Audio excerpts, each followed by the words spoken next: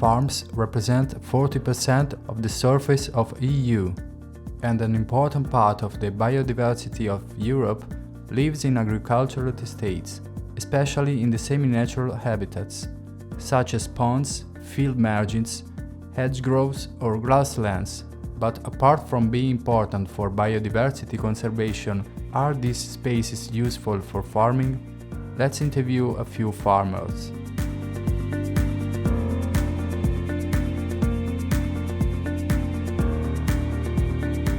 El que nosaltres proposem és utilitzar espais que no eren productius, tornar-los a que siguin funcionals. Com?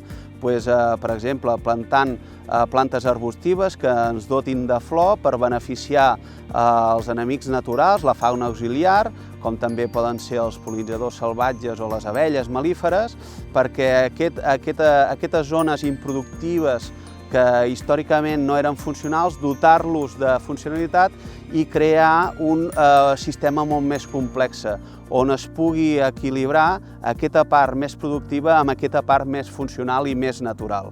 Que quan nosaltres tinguem una plaga al cultiu, tinguem suficient població de fauna auxiliar perquè pugui reequilibrar i que quan nosaltres tinguem cultius que necessitin ser pol·linitzats, tinguem pol·linitzadors activats perquè puguin també millorar la pol·linització d'aquests cultius i puguin millorar la producció d'aquests cultius. En aquest sentit, el que hem d'ampliar és aquesta imatge de que aquestes zones funcionals que històricament no tenien interès, dotar-les de funcionalitats perquè acabin ajudant-se a produir.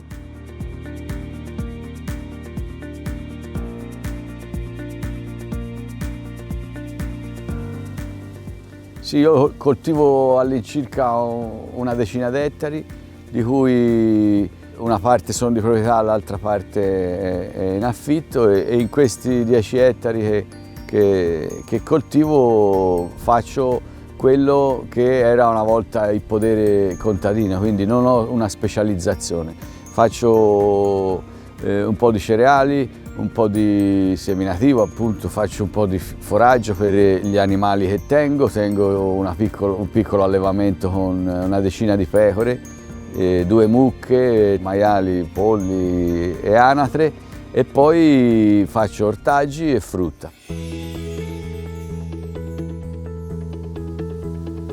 A mantenere la promiscuità fra un po' di animali e un po' di coltivazioni serve anche, oltre a creare la variabilità dell'alimentazione, serve anche per mantenere la fertilità del terreno, serve per avere un ciclo completo in cui io non sono costretto ad acquistare input esterni, cioè l'azienda mia è a ciclo chiuso, non compro niente dall'esterno e mantengo la fertilità e produco quello che mi serve.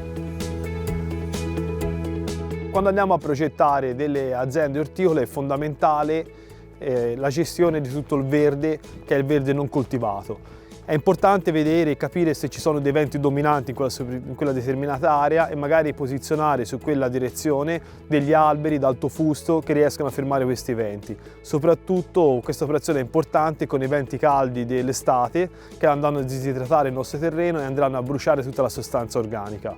Oltre a questo è fondamentale anche la gestione dei terreni incolti, perché non andranno mai lasciati liberi, ma se abbiamo un terreno che rimane a riposo per più mesi sarà fondamentale inserirci dei sovesci o comunque delle coltivazioni che andranno a incrementare la sostanza organica se ne siamo carenti, oppure sceglieremo delle coltivazioni più semplici capaci di mantenere la sostanza organica.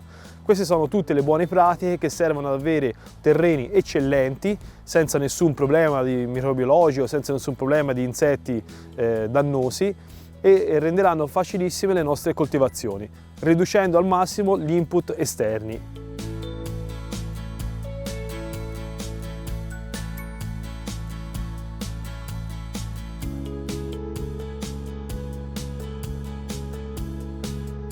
În general, când vorbim de România și în special când vorbim de Transilvania, vorbim de o diversitate și culturală, dar și o biodiversitate. Aici ne aflăm în locul în care este pășunatul comunal, pășunatul nostru. Ziceam de biodiversitate și de diversitatea zonelor. Aici putem vedea peisajul acesta mozaicat cu diferite specii de culturi.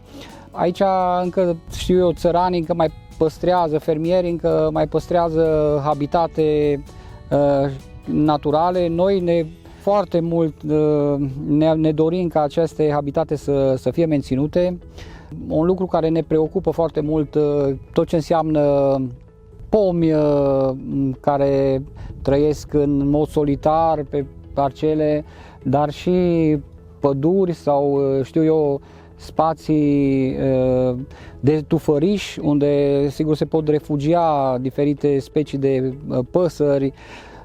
E foarte interesant ce vedem acum în spațiul european și nu numai, este dispariția acestei biodiversități. Asistăm la dispariția fluturilor din iarbă, asistăm la dispariția albinelor. Acestea sunt niște indicatori al gradului de poluare.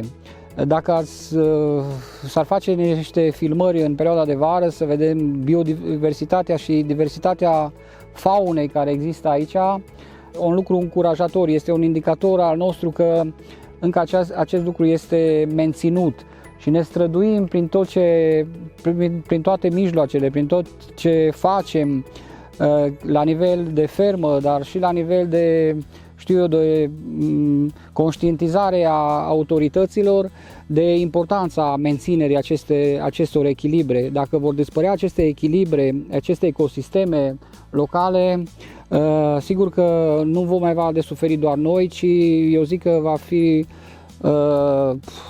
o problemă globală.